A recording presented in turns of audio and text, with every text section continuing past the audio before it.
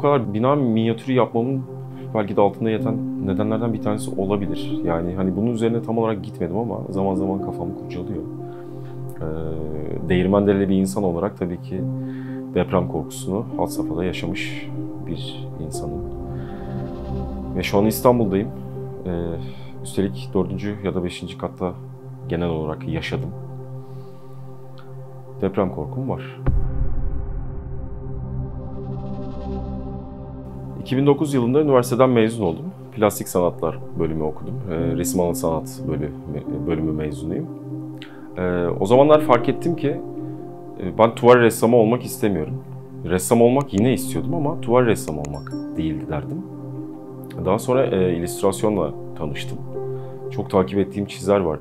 Türkiye'deki bütün mizah dergilerine oldukça hakimim ilkokuldan beri. İllüstrasyon da beni çizgi romana yönlendirdi. Fakat orada hikayeyi tam olarak istediğim gibi hiçbir zaman toparlayamadım. Fakat 10 küsur yıldır üzerinde çalıştığım bir karakterim var.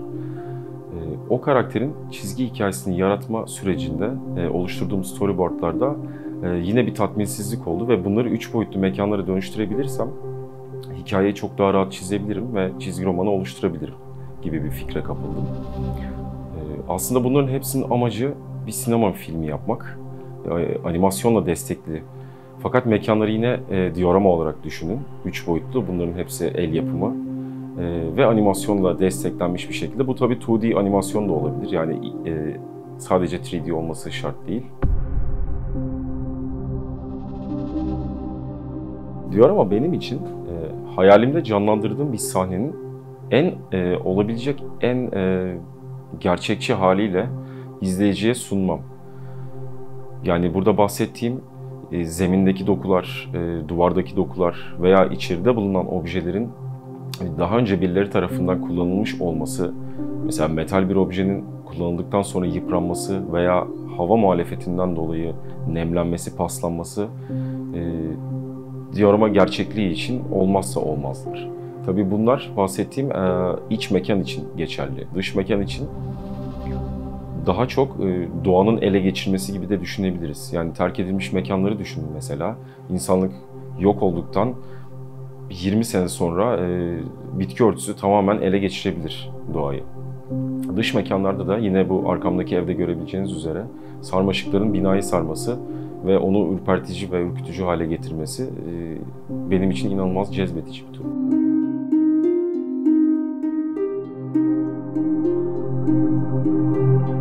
Ben zaten şu an işlerimde aslında distopik bir dünyada yaşıyorum. Yani o dünyanın yönetimi de bende. Onun dünyanın kararlarını ben veriyorum. Karakterlerin hepsi ya da ikliminin nasıl olması gerektiği, gündüz mü olması gerekiyor, ona göre bir ışıkla bunu aydınlatabilirim. Veya ruh halime göre tamamen karanlıkta olabilir burası.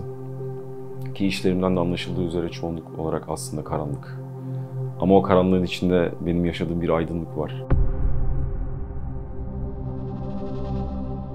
Gelecek çok teknolojik olacak. Ben teknolojinin çok içinde görmüyorum kendimi. Yani hani şöyle bir imkanım olsa daha fütüristik bir çağda mı yaşamak istersin yoksa daha karanlık bir çağda mı, orta çağda? Tereddütsüz robotları elimin tersiyle iterdim. Çünkü o çağı yine benim görme ihtimalim var fakat geçmişi asla göremeyeceğim. Yani öyle bir zaman makinesi olduğunu düşünmüyorum. Bildiğimiz mağara adamları gibi başlamışım. Asfaltlara tebeşirle resimler çizmek ve daha sonrasında bunu kağıda taşımak. Ki ilk karikatür sergimi de 4 yaşında, daha sonra gideceğim ilkokulda açmıştım. Fakat komiktir ki ev halkının portreleriyle başlamıştım. En net olarak, en realistik olarak babamın portresini çizdiğimi hatırlıyorum. Ablam tamamen soyut, annem ise karikatürize bir şekilde. Ki şu an karakterleri de çok oturtabiliyorum. Daha sonra tabii farklı teknikler geliştirerek biraz daha profesyonelliğe adım attım. Tabii bunda ailemin çok büyük emeği var. Çünkü o zaman papyamaşa tekniğiyle ufak mobilyalar yapardık. Gazete ve yapıştırıcı ve suyla birleştirerek ufak oyun hamurları yapardık. Yani bunlar tamamen zararsız olabilecek aktiviteler bir çocuk için. Bilakis inanılmaz da yararlı oldu benim üzerimdeki faydası. şu an görünebiliyor.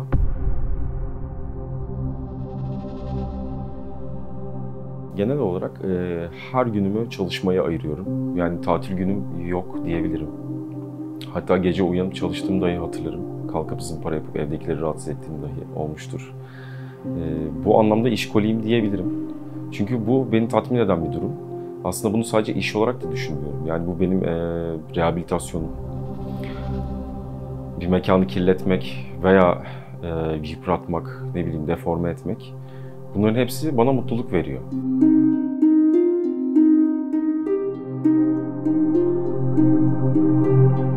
Üniversitede resim eğitimi aldığım için çizim konusunda aşinayım tabii ve çalışmaya başlamadan önce ufak bir eskiz alırım. Bunu böyle mimari bir eskiz olarak düşünmeyin. Yani çok çala kalem eskizler. Hani pencere şurada olmalı, kapı burada olmalı. Belki daha sonra bunu fikri değiştirebilirim tabii, pencereyi ufaltıp kapıyı büyütüp şeklinde. Fakat daha sonraları resimden çok heykel sanatıyla ilgilenmeye başladım ve heykeltıraşlarla çok fazla vakit geçirdim. Hatta onların yanında staj demeyeyim de çıraklık yaptım diyebilirim. Bu heykeltıraşlarla takılmanın da çok büyük avantajı oldu. İnanılmaz malzeme öğrendim sayelerinde. Dioramaya baktığınızda da, diorama sanatına aslında birçok mesleği aynı anda yapıyorsunuz. Yani siz sıva da yapıyorsunuz, boyacılık da yapıyorsunuz, yeri geliyor elektrik tesisatı çekiyorsunuz. Bunları sadece daha ufak boyutlarda yapıyor oluyorsunuz. Eve gelen bütün kartonları ben bir şekilde değerlendirdim. Mesela yeni bir buzdolabı alındı, o yeni buzdolabını ben kulübe olarak inşa ettim. Daha sonra iç mekanın tasarımıyla ilgilendim. Tabii o yaşlarda sanırım 90'lar oluyor. Tabii 90'lardaki Amerikan filmlerindeki yaşlı olan çocuklar hep çok şanslıydı. Çünkü arkaya da ön bahçelerinde bir ağaç evleri olurdu. Babalarıyla ağaç ev yaparlardı. Fakat ben genelde fındıklık olan bir yerde büyüdüm. Tabii o yaşlarda da o fındıklıkların da hepsini kesmişlerdi. Biz de yeraltı evleri yapmaya başladık.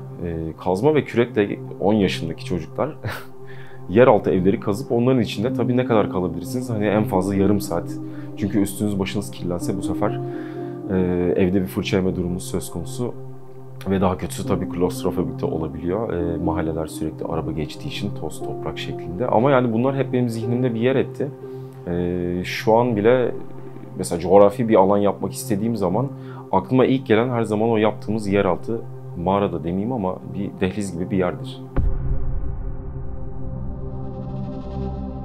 Oturduğum yerde aklıma bir proje geldi diye evreka anı yaşamıyorum.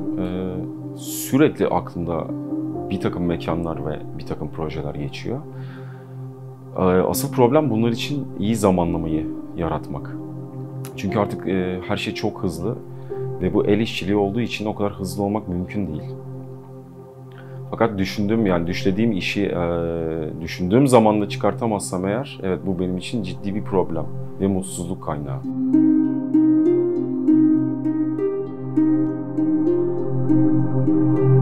Korkularım var, olmaz mı? Ama yani çağırmasak mı acaba diye düşünüyorum. Şöyle anlatayım o zaman. Korkularım en önemli enstrümanım olan ellerimin zarar görmesi. Çünkü bu meslek, yani ellerim zarar görürse evet biter. Şu an çok revaçta olan bir durum var. Artificial Intelligence'la çoğu sosyal medya kullanıcısı kendi portrelerini oluşturuyor. Fakat bu gerçek sanatçılar tarafından tabii protesto ediliyor. Ama yani hiçbir zaman portresini çizemeyen insanlar için de aslında güzel bir fırsat olarak düşünüyorum ben bunu. Tabii ki de ellerimin zarar görmesi konusunda ciddi bir endişem oluyor zaman zaman. Fakat bunun yanı sıra da sık sık ellerimi sakatlayan bir insanım. Örnek olarak geçen gün benim köpeğim biraz hareketli bir köpek. Dışarıdaki köpeklerle biraz fazla oynamak istiyor. Evet, ara sıra sesini de duyabilirsiniz. Gelmek istiyor buraya da. Onun tasmasını biraz gevşek tuttuğumdan dolayı sanırım beni bir savurdu ve parmağım tasmasına dolandı. Şu an hala bunun acısını çekiyorum. Herhalde bir hafta içinde geçecektir. Tabii ben hikayenin başında çizgi karakterimden bahsettim. Bunun yaşadığı da bir dünya var. Bunun yaşadığı bir şehir de var illaki. Yani öyle bir imkanım olsa Evet, kocaman bir salon boyutunda bir şehri yaparım. Ve muhtemelen uzun saatler boyunca da o şehrin içinde oynarım hani. Çok da büyük keyif alırdım. Bazı çalışmalarda inanılmaz bir duygusal bağ oluşuyor. Hatta terk etmek dahi istemiyorum. Yani örnek vereyim, bu bir siparişse 1-2 ay gecikmeli olarak teslim ettiğimi dahi hatırlarım. Çünkü o zaten artık gidecek ya, onun başka bir yeri olacak. Ve ben onu muhtemelen sadece çok istersem videolarda ve fotoğraflarda görebilirim. Çünkü aynı mekanı yapmak istersem bu kesinlikle aynısı olmayacak. Her dokunuşta farklı bir mekan olacak. Ama bu sadece bittiği zaman oluşan bir duygusal bağ değil. Yani üzerinde çalışırken çok fazla kafa yorduğunuz için milyon tane senaryo yazılabilir üzerinde. O yüzden belki de hala kafamdaki net senaryoyu henüz oluşturamadım. Bu aralar kendi kişisel projelerimin yanı sıra Masumiyet Müzesi ile birlikte iş yapıyorum.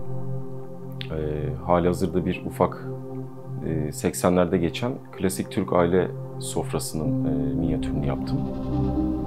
Fakat tabii proje devam etmekte. İlerleyen bir tarihte bitmiş halinde umarım gösterebilirim size.